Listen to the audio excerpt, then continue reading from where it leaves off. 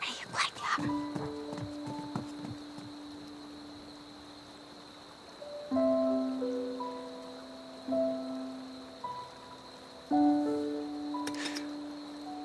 身上有伤，别喝酒了。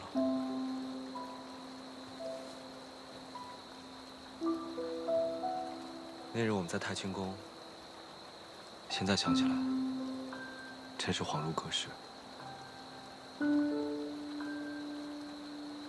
是啊，阿英，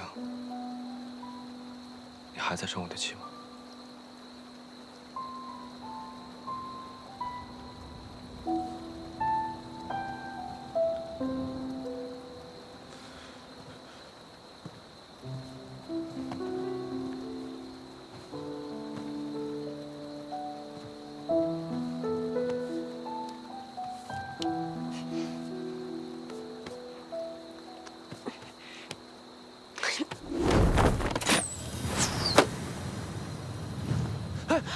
你干嘛？他们打起来了。打情骂俏，先打起来，自然就和好了嘛。再说了，就算打起来，你们家那个17郎他能吃亏吗？别打扰他们了，咱们走吧。去哪儿啊？哦，我有点饿了，要不咱们去吃唐敏家的点心吧？我一直听说他们家的点心在东都特别有名，一定很好吃，我想去尝尝。走，我带你去。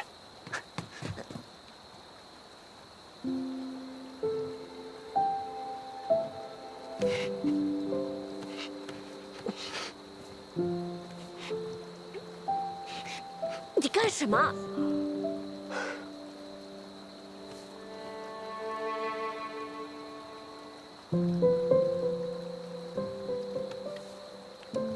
你手上的伤好些了吗？棋子磨好了，手上的伤自然也就好了。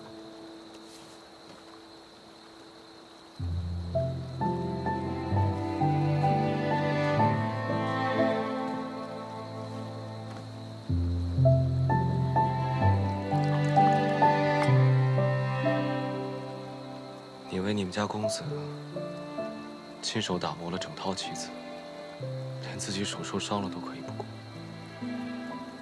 但你却没有亲手为我做过些什么。谁说我没有为你做过什么？你为我做过什么？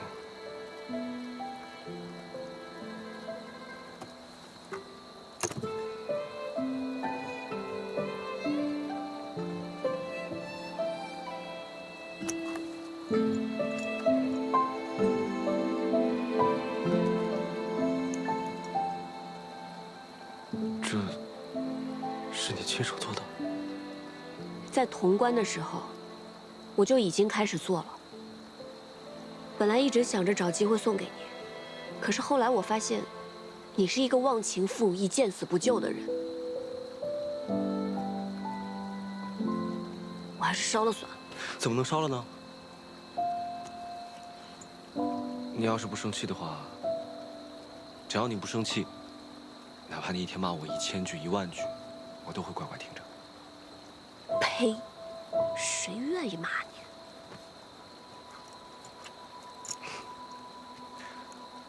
我打给你看好不好？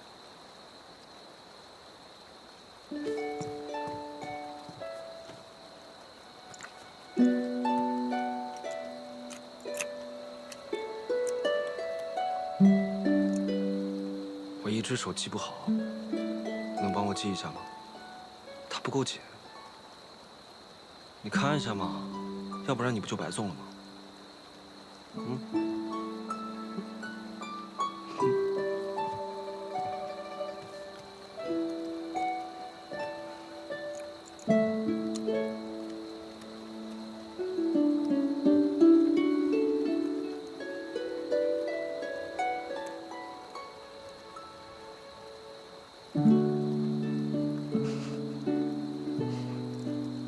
我看看。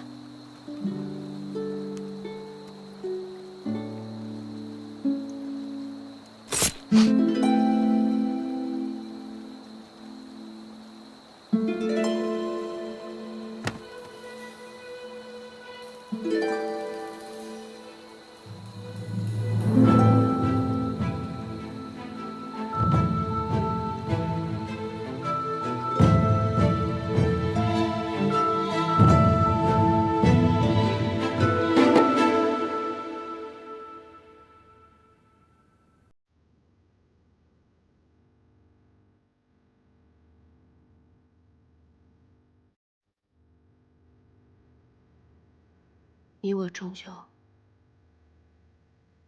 是敌非友。今日一别，再相见时，恐怕要在战场上以命相搏。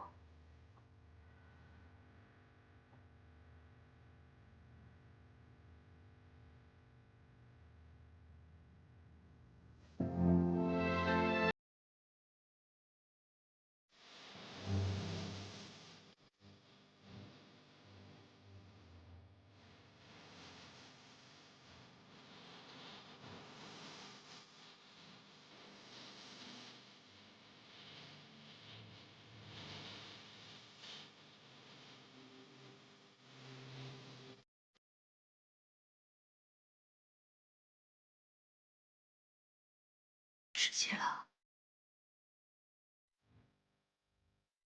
多保重。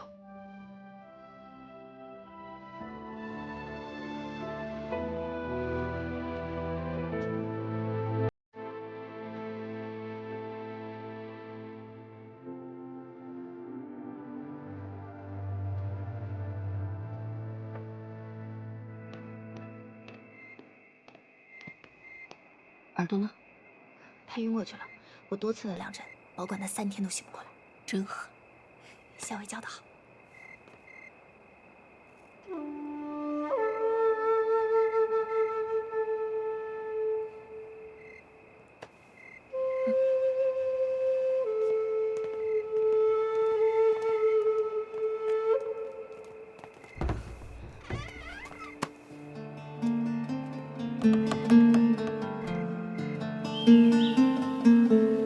船家，船家，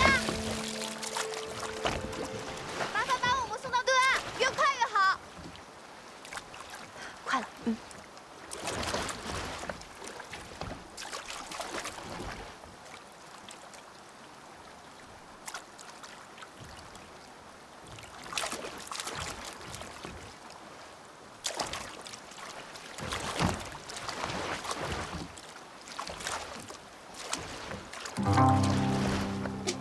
擒我！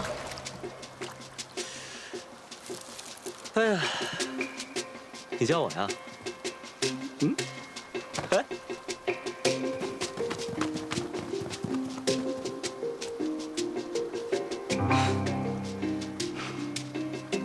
秦王殿下好计策。哎呀，这不是将计就计吗？那日看到桃子给常儿的药单，就有所怀疑。果不其然，你们不仅通过药铺联系上了崔家军，还故意演了一出好戏，为的就是让常儿真的以为桃子为我美颜，而你也真的被说动了，就是为了设一场宴，刺晕我，以便逃脱。所以你早就知道了，就一直看着我们做戏。我这不是了解你吗？不让你试着逃一次，你怎么会甘心呢？好了，现在就带你们回到你们的住处。走喽！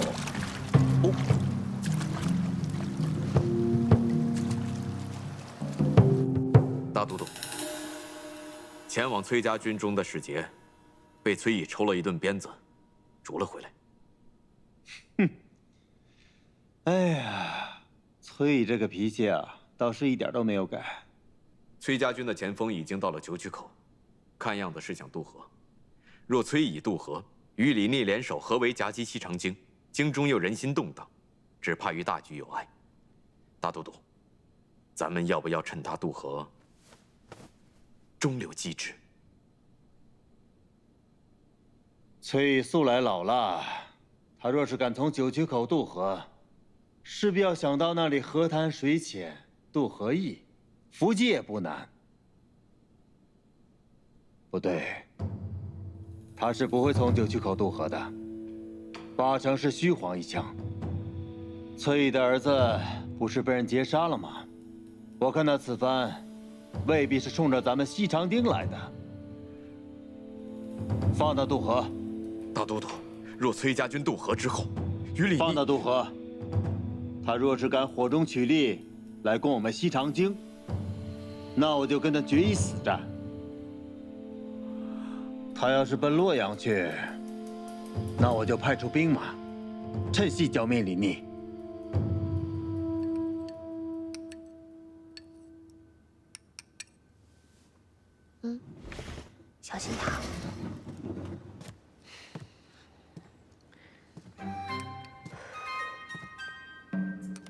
桃子，你们家校尉身体如何？还缺药材吗？托殿下的福，药材倒是不缺了。你心里明白，我们校尉的病都是被你气出来的。哎，这可糟了。说些让你们家校尉更生气的话吧。由于汲取了这一次教训呢，我又重新派重兵把太清宫这里里外外都围得跟铁桶一般。我更是派了几十名斥候，又把每一个出口死死地盯着。这次你们若还是想逃出去，我都替你捏一把汗。秦王殿下，想必你已经计划周全，准备在西长京城中一击必中了。这再严密的计划呢，都会有纰漏，谈何周全，又谈何一击必中呢？既然还没有周全的计划，那不如这样吧，我来替你谋划，杀了孙敬，然后你放我离开，如何？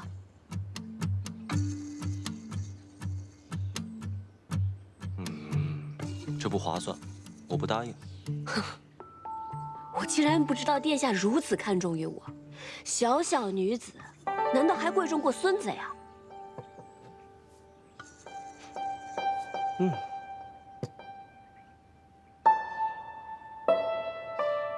崔乙独女，自然贵重过孙贼。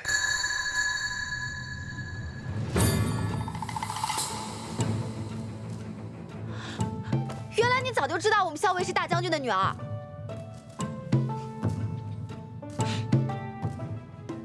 原来你早就知道，怪不得你一直不肯放我走呢。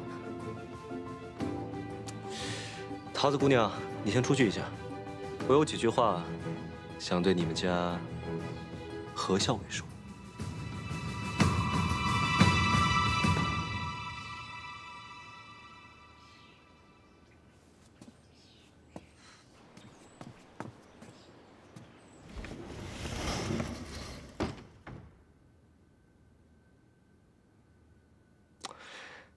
其实我在救了你之后，我写了一封信给崔大将军。崔大将军，逢崔家军遇袭，恰在左近，昔为之晚矣，令公子多贺。幸其救得阿莹，深可为大将军之心。阿莹安然无恙，于镇西军中休养。唯望大将军率大军与镇西军同取西长京，灭孙贼，平叛秦王。届必可令凤凰归巢，完璧归于赵。我说你安然无恙，恳请他与我一起平叛孙贼，收复西长京。崔大将军虽然回了我的信，但殿下想说什么？不如就直说吧。我也终于知道，当初率娘子军力战不降在瀛州郡城的武烈夫人，就是你阿娘。武烈夫人姓贺，所以你化姓氏为何，自称何氏。我这几日就常在想，武烈夫人是何等英杰啊，崔大将军又是何等人物，才能生出你这样的女儿啊？你这是在打探？是啊，崔大将军其人，我没有半分把握，所以只能这样请教喽。那或许，再过一段时间，你就会知道父帅究竟是什么样的人了。我有种不好的预感。为什么？我总觉得他跟你一样，聪明过人，是个十分厉害的角色。不知道我这样得罪他，他会如何发作呢？父亲就我这么一个女儿，你拿我威胁他，父帅会作何反应，自是不必说。若是你落在了他的手中，8成他会拿鞭子抽你。哎呀，那我可得小心点，不能落入他的手中。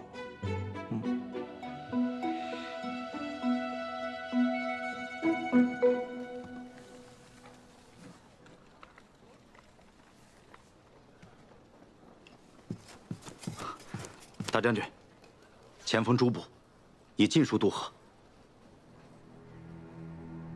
中军罢营吧。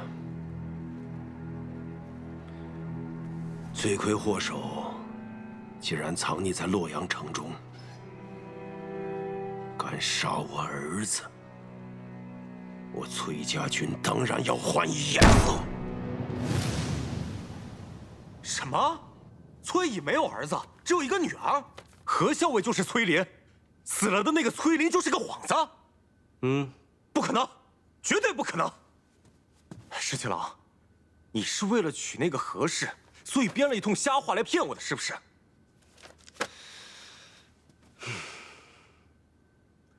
你仔细想想，从前崔公子对何校尉的态度，你再仔细想想，我有没有必要骗你？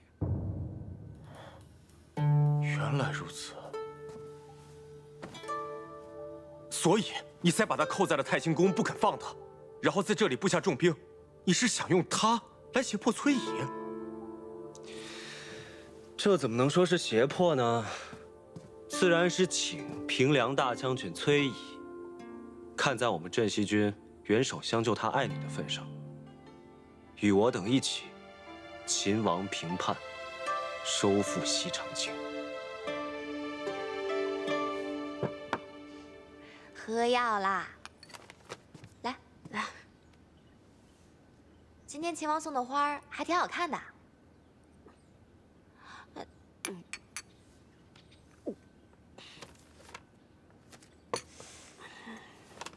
哎，你今天怎么好像变了个人一样？变成什么样了？变回我们家以前的小姐了呗。哎，我想着，过几日，兴许就能回到父亲身边了。这病若是总好不了，岂不是要让他担心啊？你已经想到脱身的办法了？只怕父亲已经率军赶到洛阳城外了。局势风云变幻，这个李逆困不了咱们太久了。那太好了。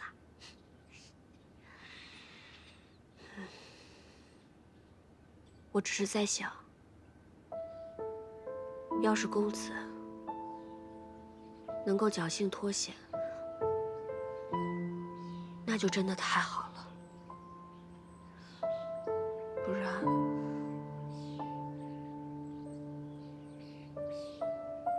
这会是我终身的遗憾。好了，如果公子知道的话，他也希望你能够不要多想，保重好自己。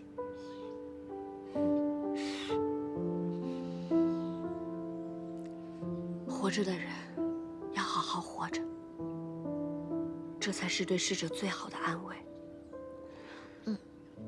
这是母亲殉城以后，父亲告诉我的。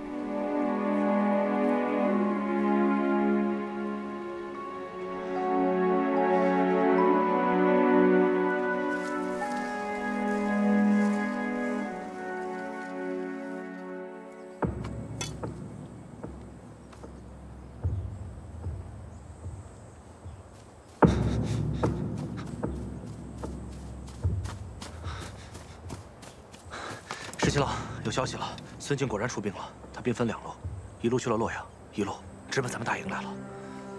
果然被你料到了，孙敬这个老贼，真的趁崔乙攻打洛阳城之机，派兵攻打我们镇西军，而且还派了一支军队去了洛阳城，看来是想白捡这个便宜啊。那我们就先在这里杀他们个猝不及防。天气都凉了，哪来这么多花呀？秦王王不是命人每天送来一束花吗？我就把这花瓣、花蕊啊都给摘下来，能入药的入药，不能入药的就入狱，绝不浪费。我们家桃子还真是不嫌麻烦呢。每天待在这儿，闷都闷死了，总得找些事情做吧。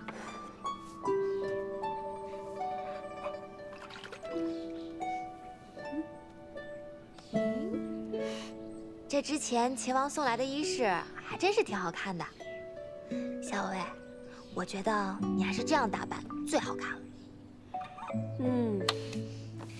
你呀，就是喜欢我打扮成这美娇娘的样子。咱们校尉在军中那也是十分的英姿飒爽，但你难得像今日这般精心打扮，我还是觉得你这样最美了。哎，今日怎么秦王迟迟没来？我猜他肯定是被什么事情给绊住了，搞不好副帅已经到了。洛阳城里可得争口气了，能挺一刻是一刻。若洛阳城破了，孙晋的人马马上就会调转过来和他们会合，来夹击我们。到时候啊，就大大的不妙了。老四，咱俩赌一把，什么？就赌这洛阳城，他能守到几时几刻？不跟你赌，不跟你赌。洛阳恐怕是一时半刻也守不住。嘿，一帮莽夫！如今只能指望崔乙能够阻孙敬一族了。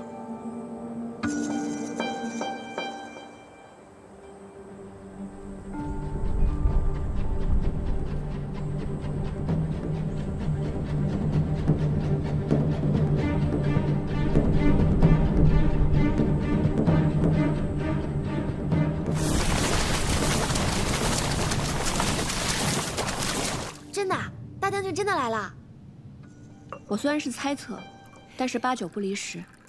这些年，崔家军都以公子的名号在外征战，副帅一直久居营州，但一招出手便大破孙敬之军。李逆这个人心思缜密，他摸不清副帅的行事做派，便不会轻举妄动。那秦王到底想干什么啊？难道他想跟大将军开战？上兵伐谋，其次伐兵。李逆的上上之策肯定是想拉拢副帅，合纵连横，收复西长京，力保李氏江山不失。啊，这个李逆想的还挺美的。小姐，你可什么都别跟他说。这次大将军来了，可得好好揍他一顿，给咱们出口气。放心吧，我肯定不跟他说。再说了，副帅是何等人物，又何须我说呢？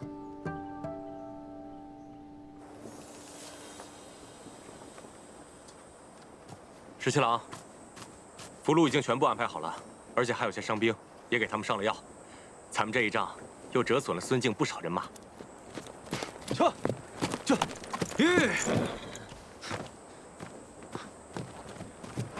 十七郎，崔义于申时从丰台门攻入洛阳，新王和齐王还有陛下皆无消息。哦对，崔义还派人送了封信过来。今奉陛下及信王、齐王于洛阳，以咸邑之城，望殿下即刻送还我崔家军人，否则必提兵相见。果然是有其女必有其父，真的是半点亏都不肯吃。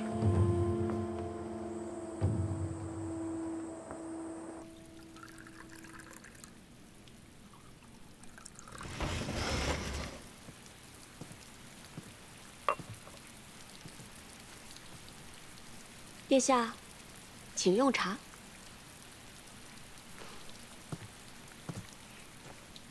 来，谢谢。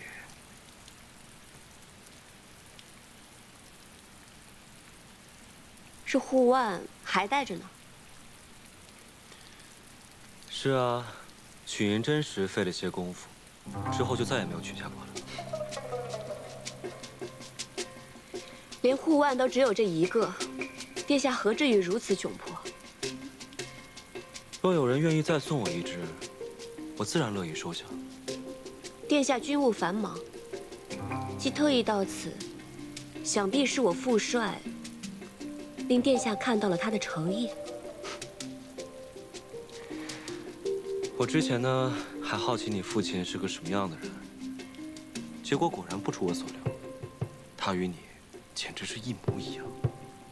你不愧为他的女儿，他也不愧为你的父亲。这话如何说啊？你的父帅呢，已经不费吹灰之力攻入洛阳。我父亲和2位兄长，全部被你的父帅俘获。父帅生性豪爽好客，想必陛下也会十分适宜。你说，你长得这么好看，是像你父亲多一点，还是像你母亲多一点？别以为你跟我说这些甜言蜜语，我就会忘了你把我关押在此处之仇。你父亲这般好客，我哪敢再留念？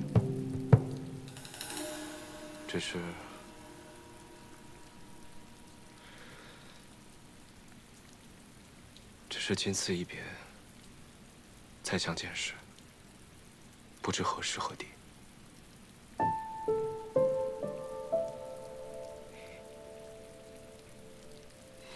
你打算什么时候放我走啊？崔大将军写了信，说希望明日就能见到你。我哪敢不从啊？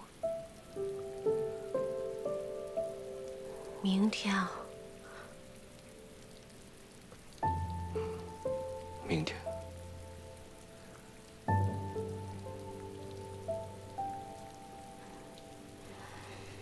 实在太快了吧？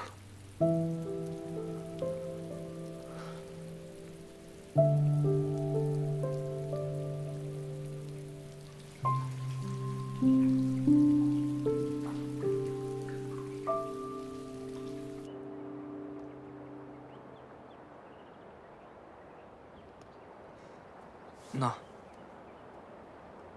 你试试。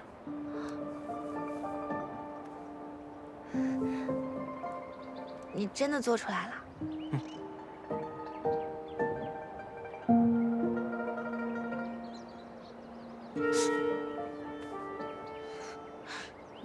你能听到？啊！以后只要你吹响它，我就会立刻到你身边。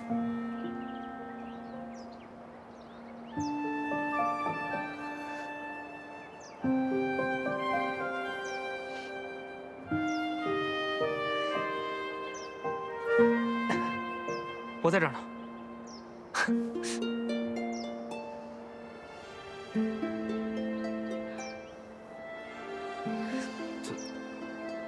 怎么了？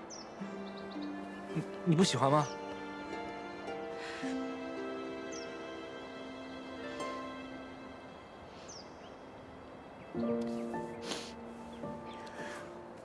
我很喜欢，我就是想吃猪耳朵。我给你去买。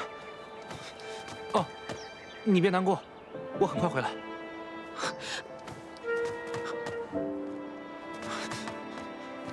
怎么了？发生什么事了？我明天就要走了，你真的要现在去买猪耳朵吗？那，你不是说你想吃吗？你呀，真是蠢得不可救药。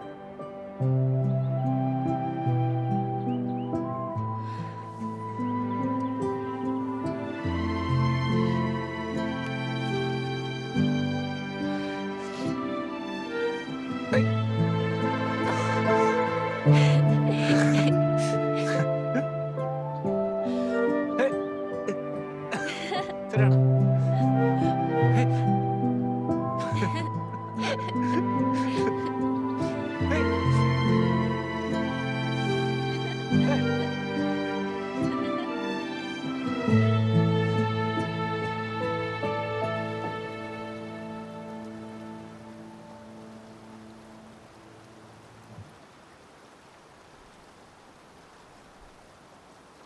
十七郎，你不是说这周围有重兵把守，还有好多斥候吗？是啊。那如果我们从这儿悄悄溜出去，会有人发现吗？试试。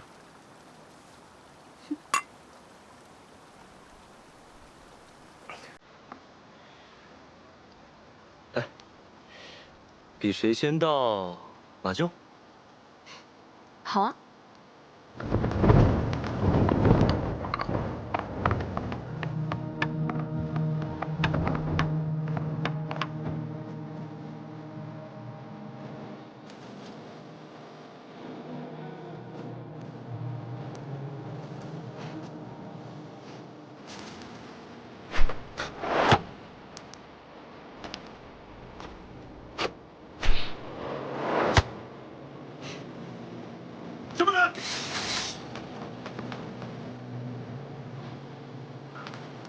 殿下，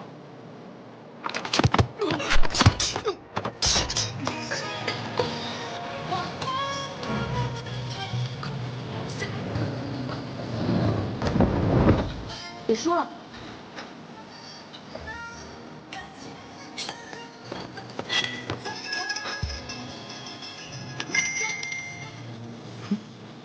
不知道这样，想谁胜谁负？那就再比一比，看谁能先到乐游园。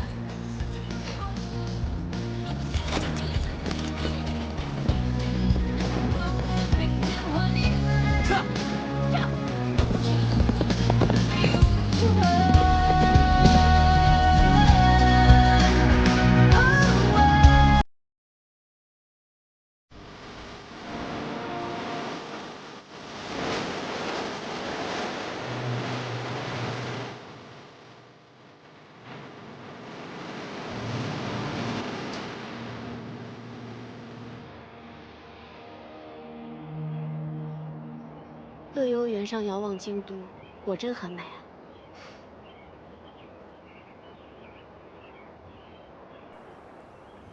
其实，我一直都很好奇，你究竟是怎么样知道我的身份的？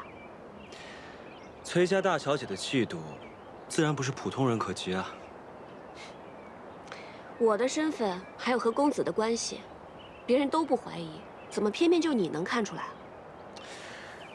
当初呢，你骗我说你是崔公子的侍妾，我便对你的身份起疑，于是我便设宴试探崔公子，更是佐证了你的身份并不简单。你和你们家公子名为主仆，实则他对你更尽几分。加之洛阳城之前，我又撞破了你替你们家公子上阵御敌。我就知道，当时你挑开我的面具，不免会疑心。可是当时我只是带公子上阵，你又如何能确定我就是父帅的女儿？当日你在潼关不顾自身安危也要救崔大将军，在旁人看起来可能全无破绽，但经过我细细琢磨之后，我总觉得不对，终于就被我猜到了。原来你早就知晓了。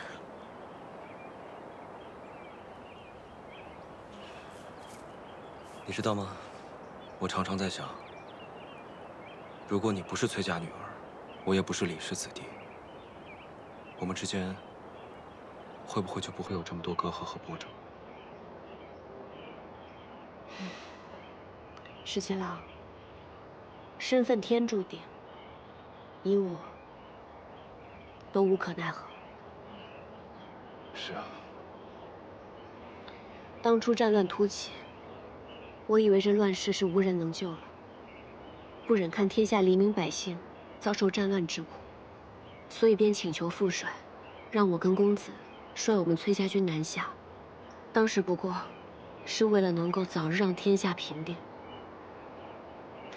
但是没想到李家却出了你这样一个人。出狱之时，有没有令你颇为头疼？彼此彼此。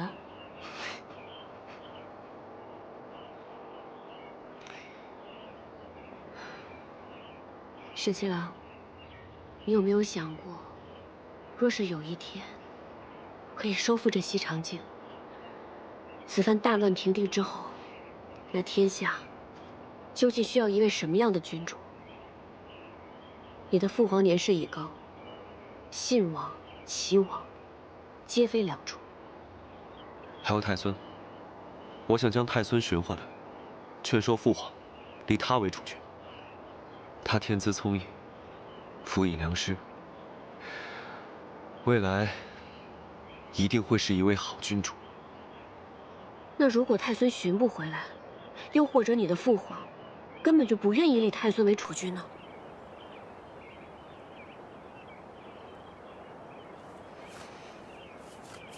我们私奔吧。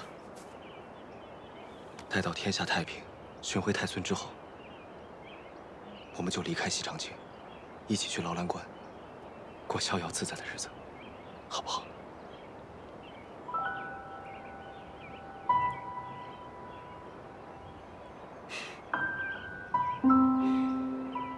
虽然知道不是真的，但是听你这么说，我还是很高兴。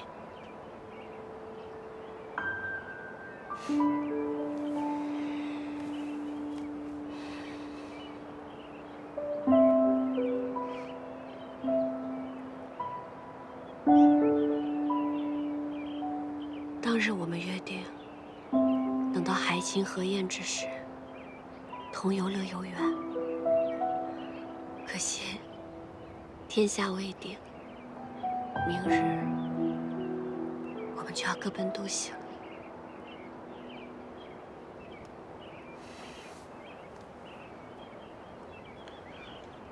会有那天的。到时候，我们就先游乐游园，再去劳兰关。我们一起骑马驰骋，去看看这山河，好吗？好。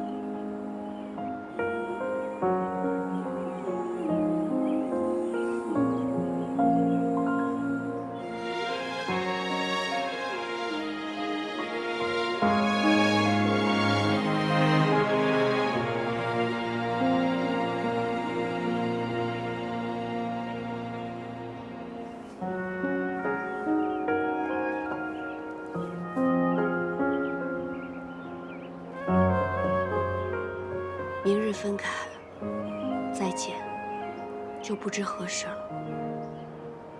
当日得你所爱，今天完璧归赵了。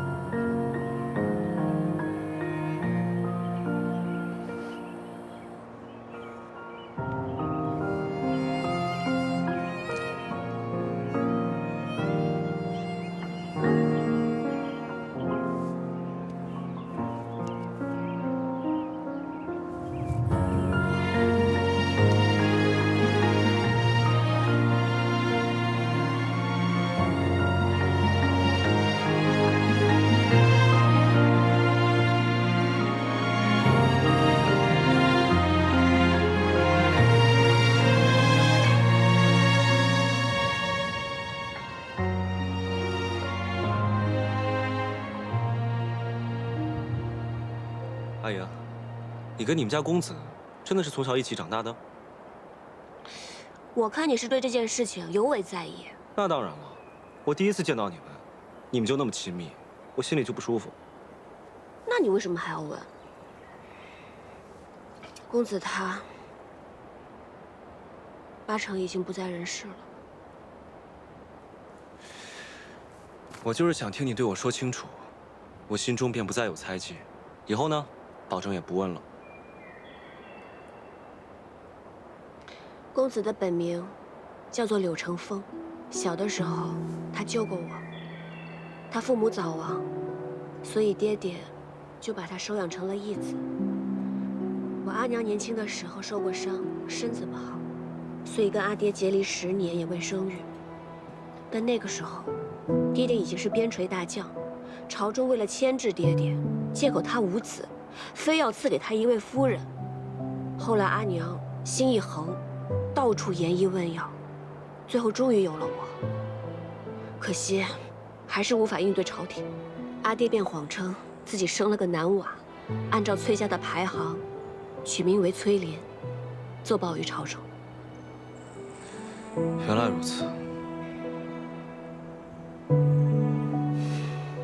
后来，阿爹在瀛州对对抗结束，阿娘力战殉城，朝中追封阿娘为武烈夫人。阿爹感念阿娘的情谊，再未续弦。后来阿爹也把我当成男孩一样养大，但在我7、8岁的时候，女孩的样子再也掩盖不住了。阿爹就让柳成风顶着我崔琳的名字，在军营中行走，以免我是女子一事被揭穿。公子因为我从小到大遭受了不少危险，就连他的名字也不被人所知，所以他活生生的活成了我的影子。我们俩从小一起长大，我把他当作兄长，自然要比旁人亲近一些啊。你把他当兄长，他心里可不这么想。他都已经不在了，你还要这么介意吗？怎么总是说我？那你呢？我怎么了？顾相家的那位小姐十分中意你，在西长京的时候还不顾危险到客栈来给你报信，你就不感念人家的情谊吗？顾小姐同我和我同她可不一样，她十分中意我，我又不中意她，只好令她失望了。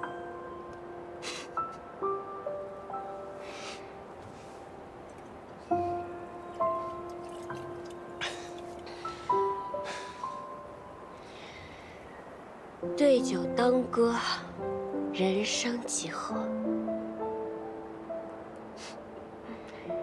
十七郎，你唱首歌给我听好不好？我哪会唱歌啊？我就只会哼一哼劳郎官的小曲儿。劳郎官的小曲儿也好啊，我想听。这些乡野民歌啊，可比不上阳春白雪，都略显粗糙了一些。崔小姐，多担待。绝不嫌弃。好。劳兰河水18弯，第一弯就是那银松滩。银松滩里的鱼儿飞呀，比不上那姑娘推开了窗。劳兰河水18。唱得不好啊？是有点走调，那你还让我唱？但是很好听。真的吗？嗯。那我认真唱一遍。好。那我要认真站起来唱了。劳兰河水18弯，第一弯就是那银松滩。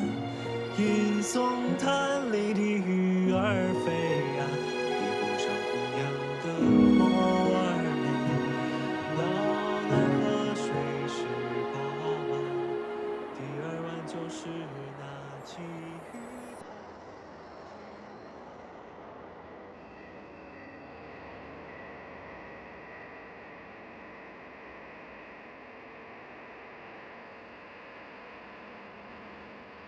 阿言，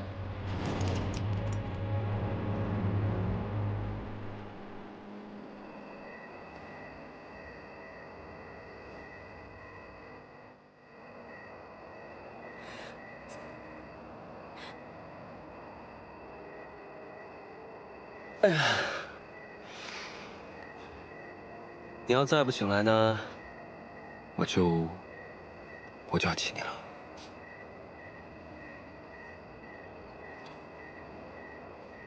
我真亲你了啊。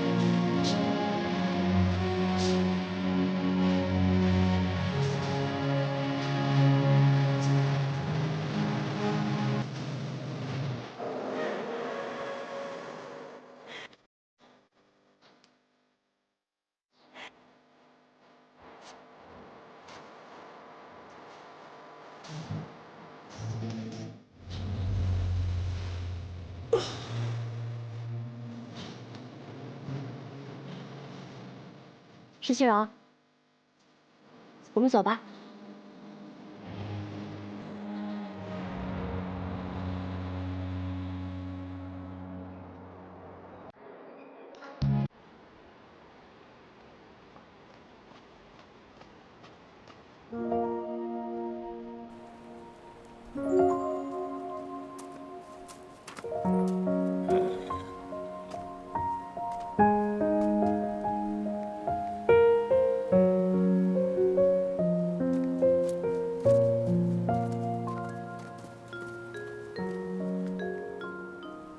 何校尉，请。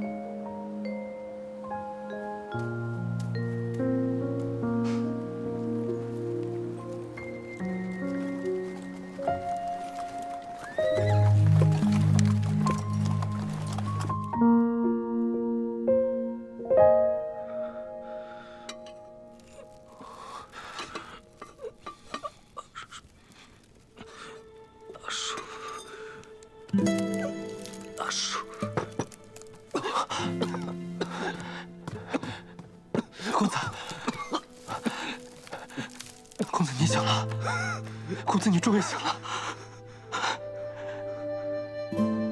校尉呢？校尉没事，校尉真的没事。我看到镇西军从山上冲下来，定然是救了他。公子好好疗伤，咱们还要回去见校尉呢。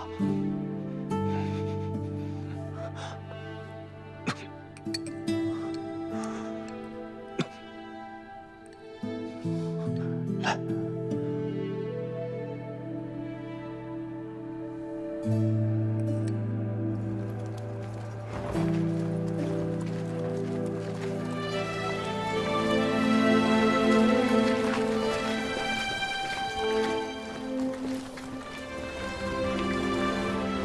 将军，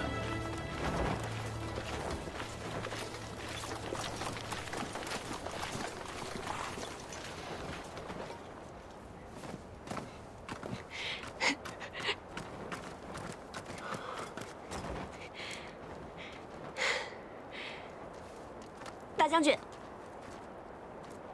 回来就好。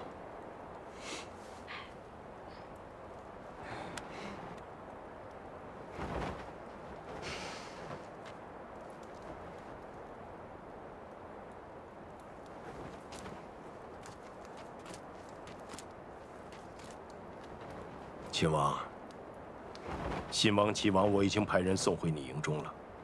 至于你父亲，你既然来了，待会儿就亲自接走吧。崔大将军心怀大义，李逆感激不尽。今日秦王既然来到我营中，不如进帐一谈。好啊，正有此意。咱们可算是回来了，你也终于见到大将军了。父亲都瘦了，你别担心，刚刚我望了望大将军精气神，他定然康健无恙。校尉你就放心吧。校尉，你真的不担心啊？担心什么？这可是在咱们崔家大营里，那李聂也不敢把父亲怎么样的。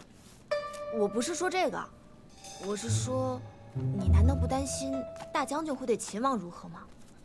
你说，大将军把秦王请入帐中，会不会埋伏好了弓箭手？只要等他一进去，他就摔背为号，立刻将他杀了。放心吧，不会的。校尉，你是相信秦王，还是相信咱们大将军？如此笃定的说不会。这两个人，我都不信。这个簪子怎么会在秦王的身上？是崔小姐所赠。秦王以为凭借此就可以有恃无恐吗？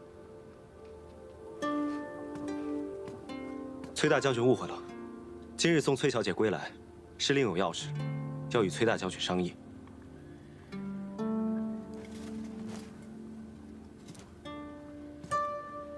秦王恐怕是想借我崔家军之力，收复西长京吧。之前秦王曾写信胁迫于我，今日还亲自送小女回来。想必秦王是觉得老夫不敢取秦王的项上人头。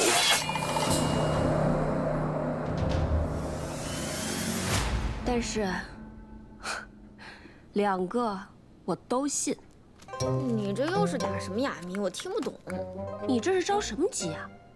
哦，我差点给忘了，是不是那个谢长儿也来了？所以你担心大将军把秦王杀了，连带秦王带的人也一块给杀了。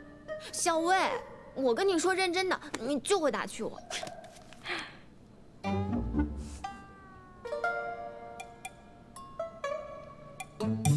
大将军，阿爹，吃饭啦！来尝尝我给你煮的面条，可香了。阿英啊，你怎么不问问秦王去哪儿了？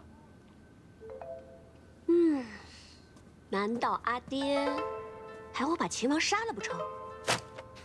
敢扣我女儿，还敢写信胁迫我，难道不应该杀了他？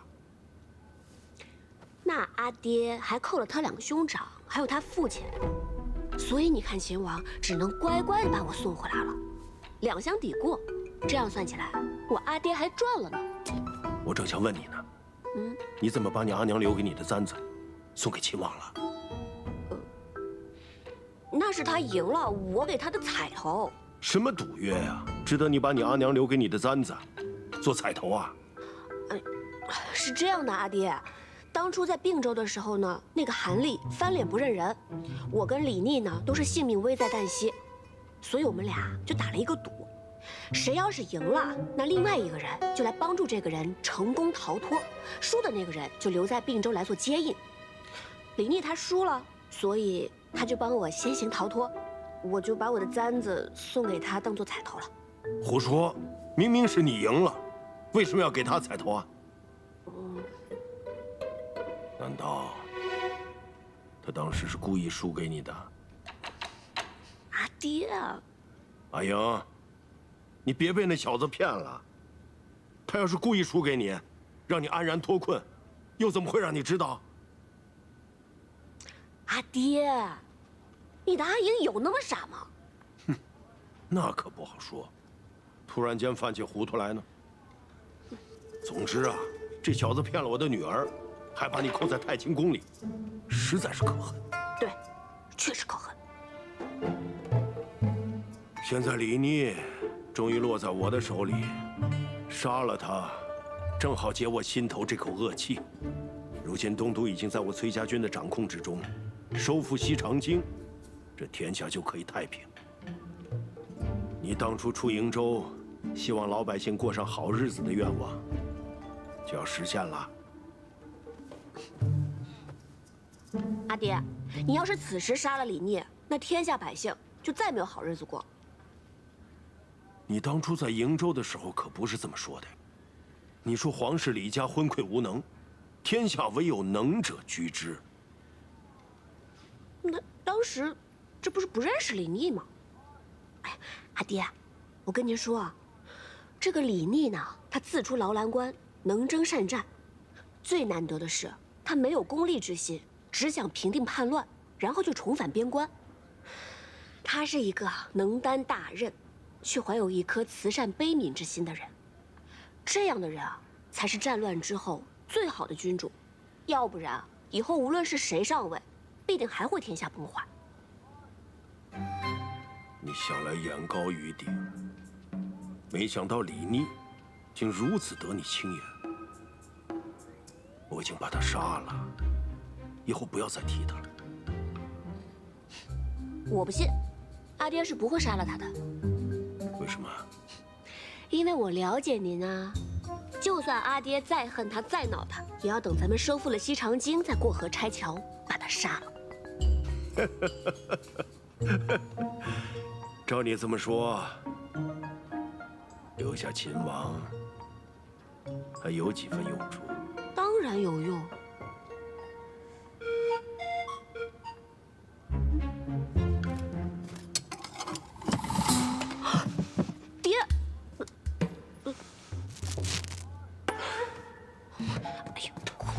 我女儿说了，留着你还有用，就暂且不杀了。你也真是的，打不赢我阿爹就不会逃嘛。被绑成这样关在箱子里，很舒服啊。倒也不是打不赢。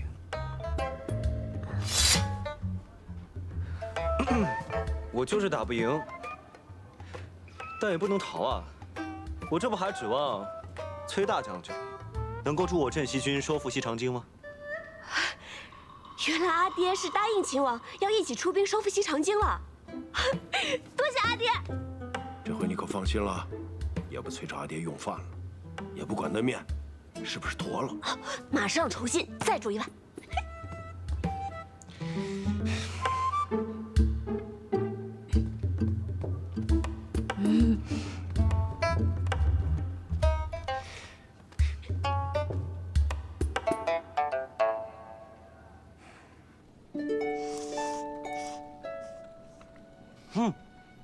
慢点吃，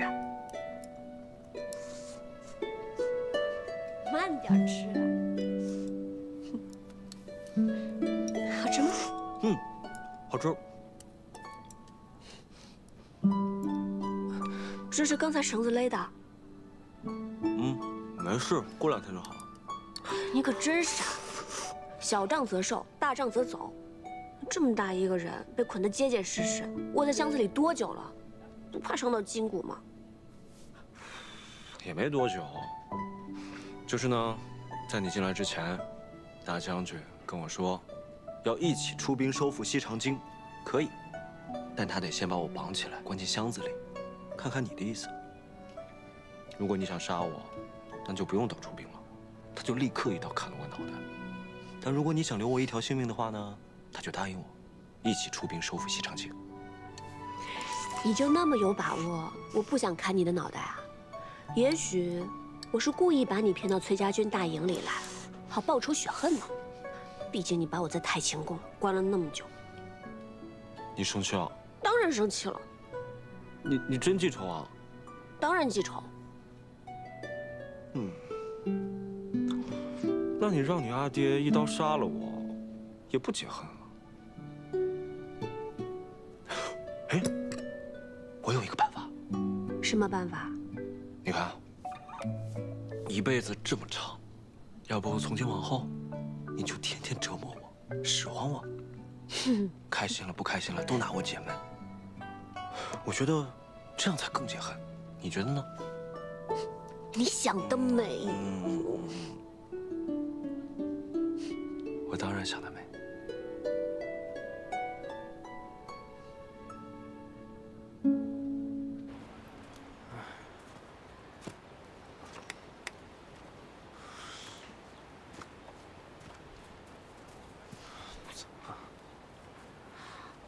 说什么？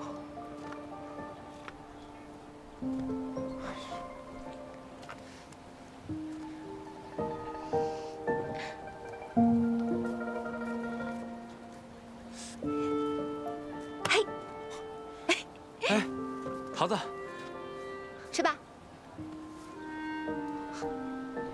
你刚刚怎么啦？像个热锅上的蚂蚁一样，走来走去的。你放心吧，我刚刚已经去看过了，秦王他安然无恙，现在跟校尉一起在他营帐里用饭呢。其实不是因为秦王，不是为了秦王，那是怎么了？我是怕以后再也见不到你了。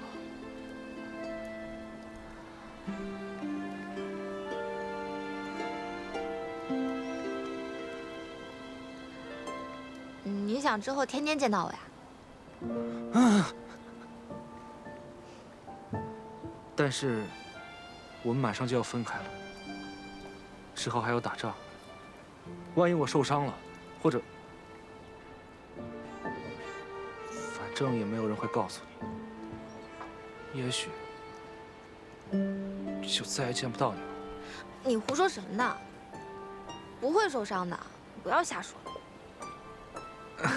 也是，有你送给我的药，我受伤了也没关系。傻子，快吃吧，都凉了。行军打仗总是要小心些的，别总想着自己要受伤。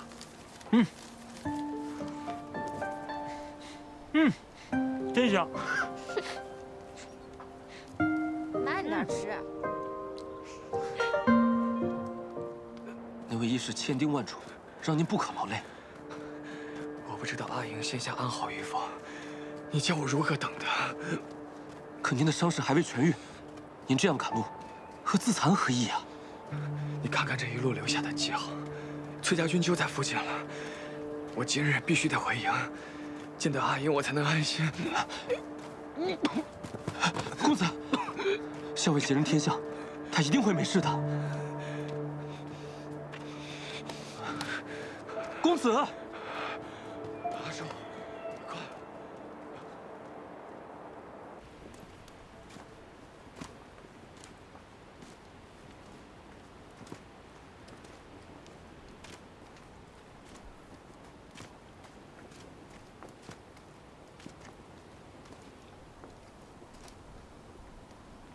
阿莹，我真舍不得走。那你要不要留下来？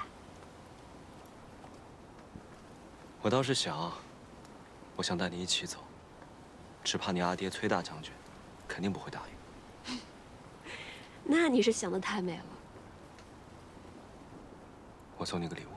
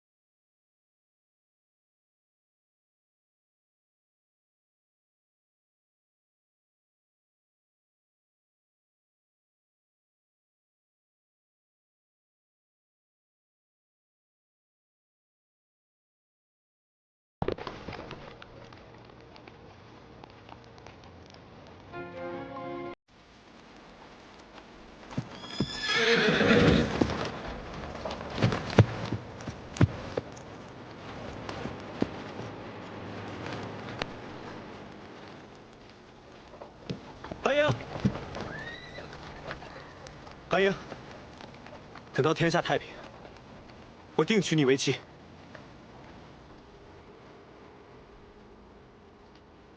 等我上门提亲，我一定会上门提亲。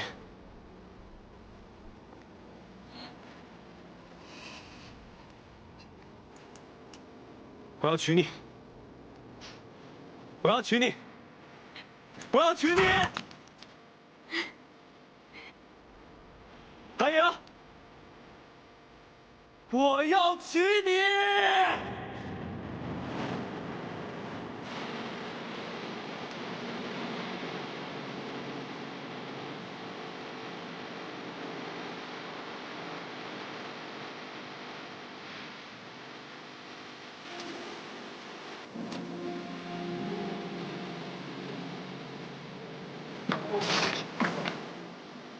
公子，我操！离开这儿！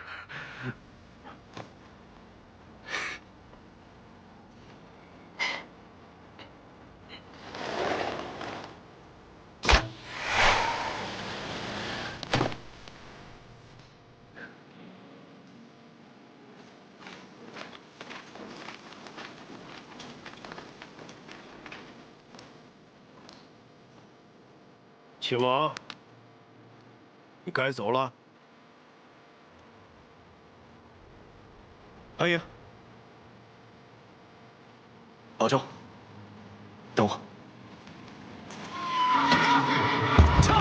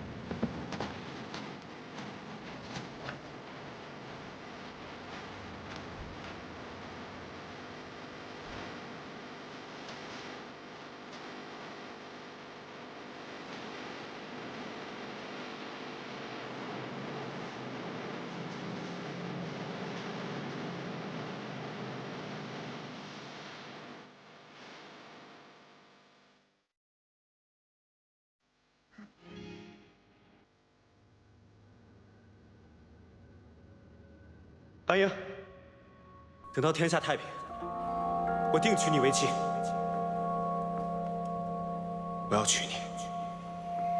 我要娶你！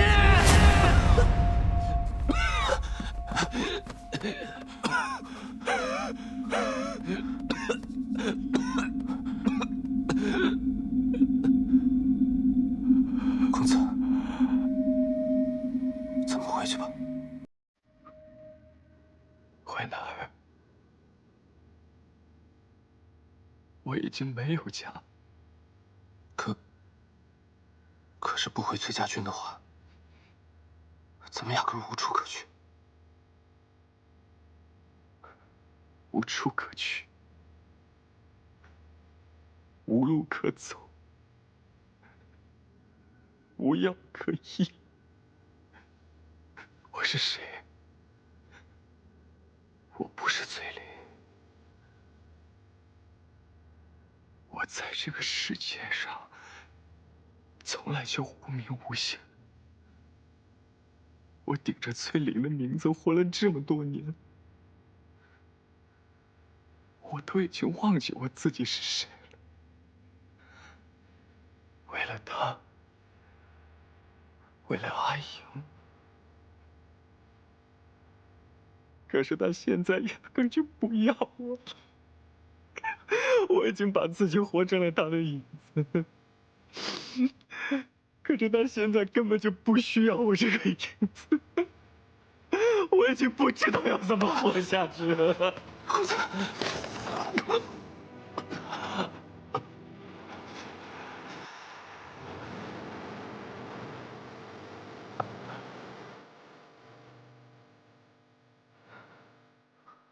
阿叔，我一直都觉得我不是崔林，他才是崔林。她哪怕是个女儿家，她才是真正的崔丽。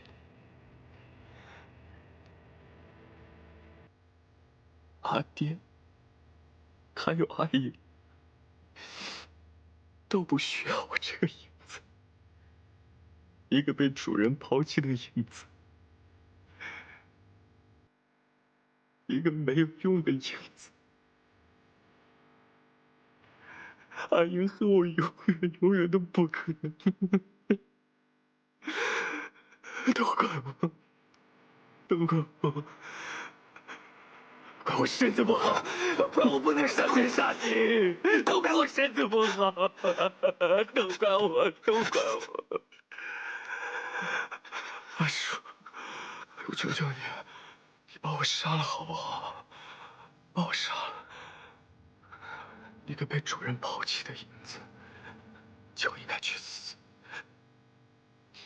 就应该去死。我知道有一种续命之法。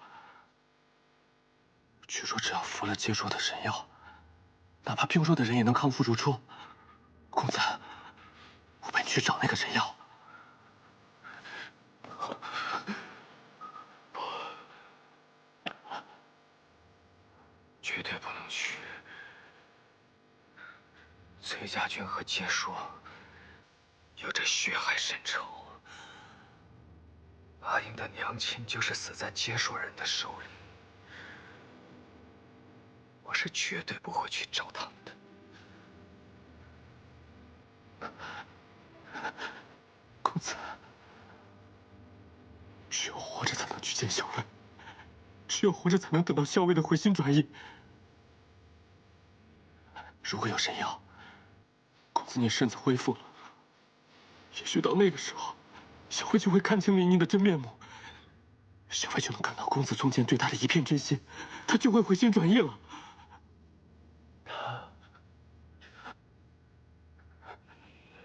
你说的对，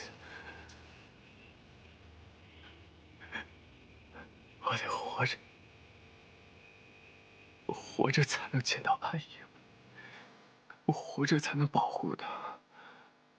如果有一天我身体康健，我也能上阵杀敌，她也会喜欢我的。到时候她必然不会喜欢李妮了。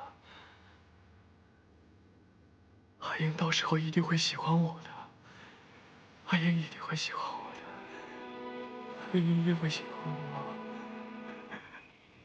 阿英，阿英，你到时候一定会喜欢我。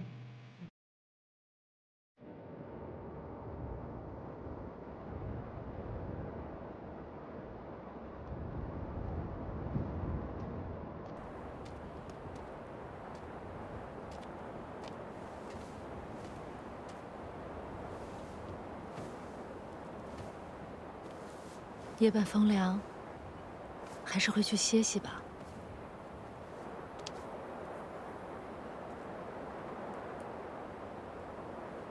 当初我以为天下莫能敌，裴县老矣，崔有接受牵制，如今看起来，真是一招不慎。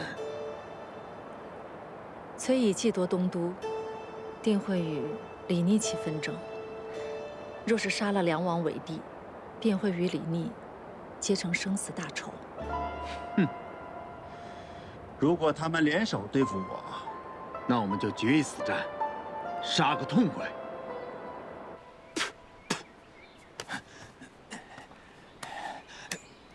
我就说，信王率军守城，他绝对守不住。唉，幸好我们跑得快，要不然。 等伯父攻下洛阳城，到时候就难以分说了。伯父现在是死了亲生儿子，肯定怒火冲天，暂时顾不到我。不过这么一来，到时候也只有我能继承崔家的家业，毕竟亲伯侄嘛。万一大将军知道崔公子遇袭的事根，那怎么可能呢？这人马都是乔装改扮过的，他就算往下查，那只能是查出来是李俊的人马。如若不然，他怎么可能这么怒气冲冲的就攻下洛阳城呢？若是大将军拷问信王，只怕信王他……就算他盘问出来了，啊，就算他李俊和盘托出，那也是信口开河、胡说八道。你想一想，李俊不单单是设计害死了他的亲生儿子，又挑拨离间我们伯侄关系，伯父能信他？你跟了我这么久，能不能长点脑子？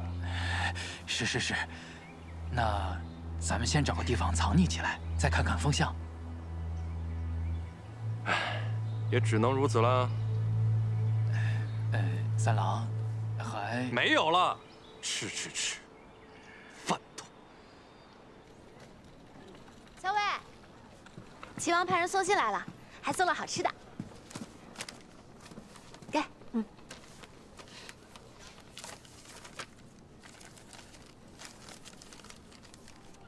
大战在即，呼吁你深爱此物，特级之疗以解闷。常言嚼之如碎玲珑，取势若破竹，碾压敌军之口彩，邦军顺遂，旗开得胜。入京后，愿同去殿中，具案大嚼干果及果脯，又侧翼后翼，皆托付于君。替我再三拜赏崔大将军。小伟，秦王信上说什么啦？说祝我们旗开得胜。送这些来，就为了巴巴送个好口彩啊？是，特意麻烦耳朵跑了一趟，就为了送上这么一个干果的好彩头。他送干果来，跟我又有什么关系啊？哼，干果还没吃几颗，嘴这么硬啊！少威，快吃吧。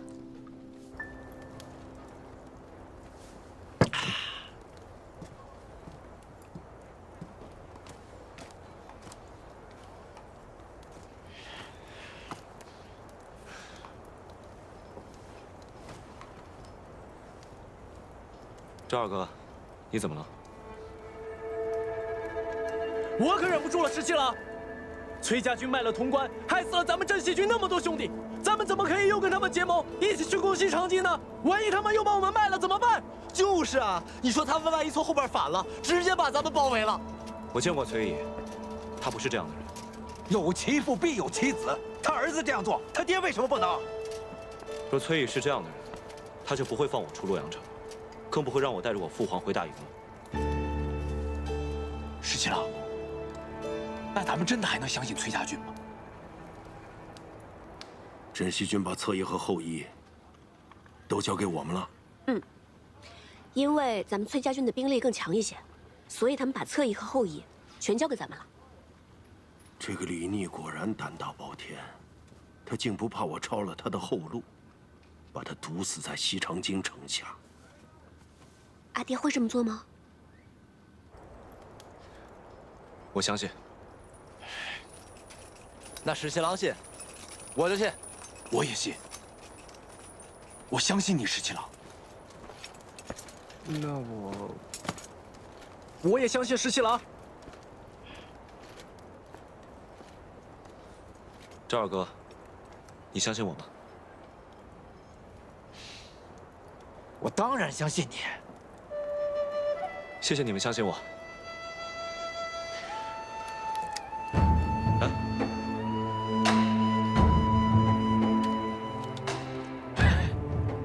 等收复了西长京，我就带大家烤黄羊吃。烤羊就算了，得有酒啊！对，有酒。来，干！来，干！要不是碍着你的面子，这回我早就把他给收拾了。阿爹，你才不会呢。不过，就算我们崔家军和镇西军加起来，比孙敬的守城兵马多，但自古以来，守易攻难。李逆虽然是个混小子，但不像莽撞之人。他是不是在城里还另有布置？阿爹瞧出来了。其实早在前些时日，李逆就已经派人在城中暗中散布谣言，煽动百姓去哄抢粮食。此时城中人心惶惶，一旦攻城，城中街坊必定会先乱起来。而且我还猜他80%安排了放火，或是去太仓抢掠粮食。一旦城中乱了，太仓无粮，那守城的军士必会挨饿，这样攻起城自然会容易很多。是吗？怎么，阿爹认为这样布置不妥吗？李逆看着少年老成，他八成还有一招布置，而且这一招布置必是绝杀。光是烧掠太仓，搅乱城中民心，似乎还不算绝杀。其实我也猜测，他肯定还有招绝杀，但这一招到底布置的是什么，我目前还真猜测不出来。我倒是有点明白，你为什么瞧得上那小子了。阿爹，人家在跟你说正经事儿。哎，我在他这个岁数的时候，也没有他胆大缜密啊。虽然当时在瀛州和接硕大大小小打了几10仗，他怎么能跟阿爹比呢？他只不过是运气好一些罢了。出身帝王之家，不骄矜，从牢郎关至此一路征战，负半壁江山，得万军拥护。其实运气好就可以一言代之的。阿爹这么夸他，我倒觉得他配不上我阿爹的另眼相看。哎，既然他得到我女儿另眼相看，他自然也值得我另眼相看。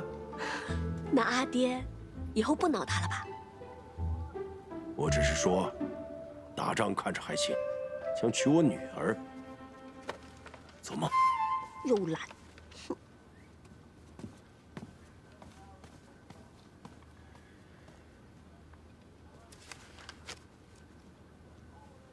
秦王要攻城了。不是说平凉大将军崔乙夺了东都？这正是秦王的过人之处。他不仅大大方方的把东都让给了崔乙，还说服了崔家军跟自己一起联手攻打西长京。父亲，您说秦王会成功吗？明面上呢，他是要和崔家军攻打西长京，可是暗地里一定另有一番布置。我就不知道这布置是从何而起，又如何呼应了。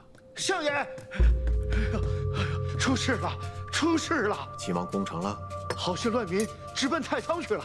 那些乱民把太仓给抢了，太仓的守卫拦也拦不住啊。后来不知怎的，太仓就起火了，太仓又烧又抢的，只怕现在也剩不下什么了。好了，我知道了，你下去吧，命人严守门户。是。默娘，你可明白了？原来布置在这儿。对，先是散播城中无粮的消息，造成民心恐慌，然后再煽动这些乱民，把太仓给烧了、抢了。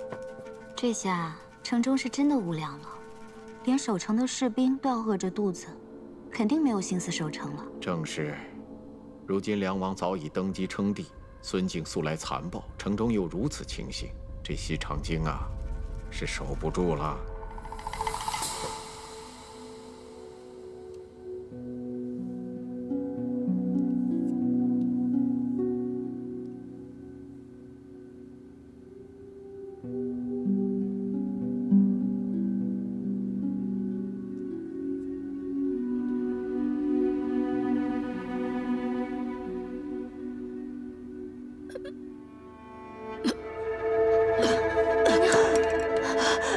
娘娘，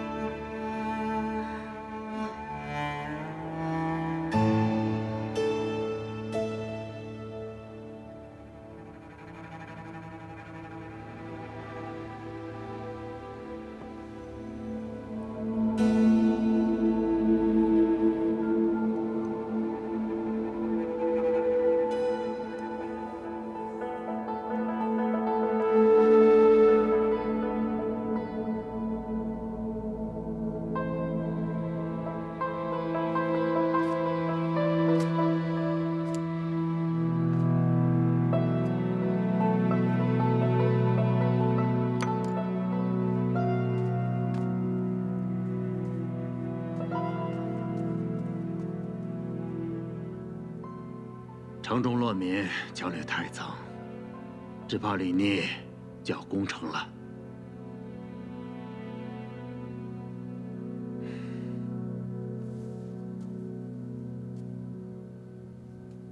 阿进，我不想让你再去打仗。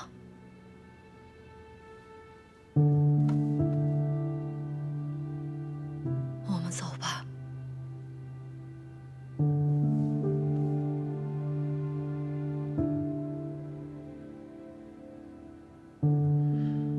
自从我们重逢之后，我就一直在想，这日子过得真快啊，一会儿半辈子就过去了。要不我也出家，陪你去守城吧。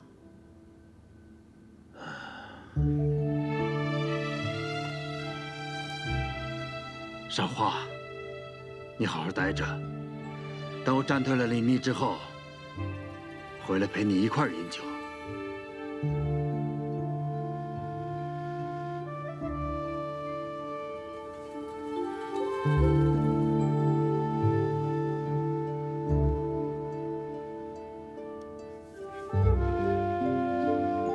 我等着你回来。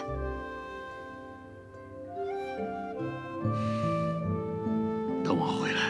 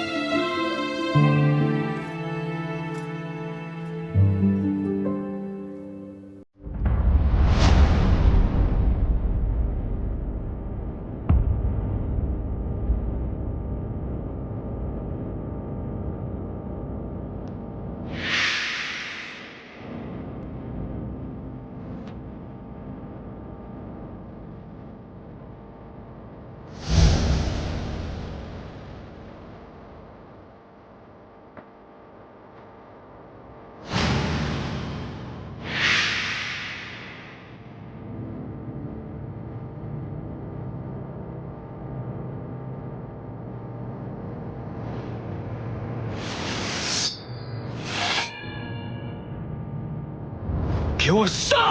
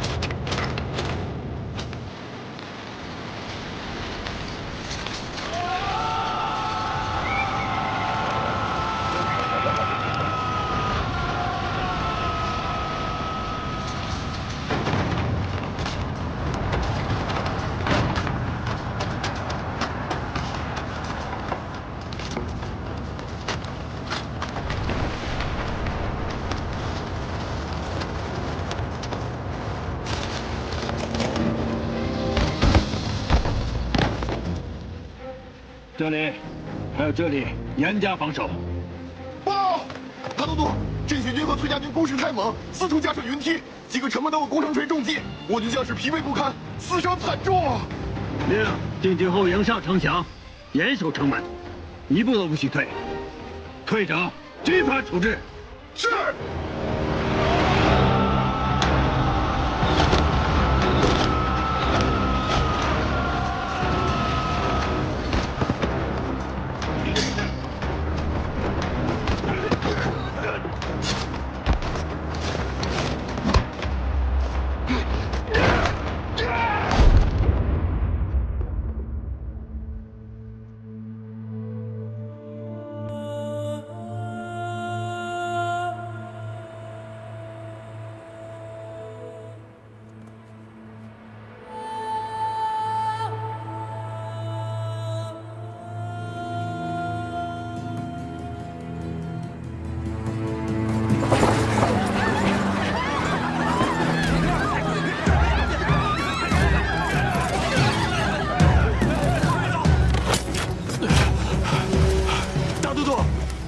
竟有士兵动起手来，有的还将手中用的火药，请大都督示下。哼！城中乱民，一个不留，统统都杀了。是。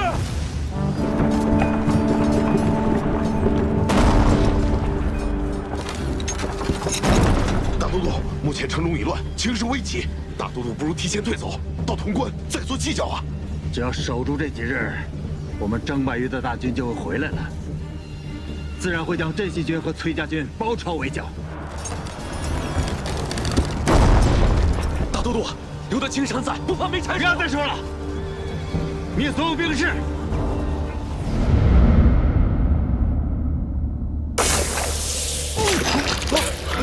大都督，大都督，大都督，大都督，大都督，大都督，大都督，大都督。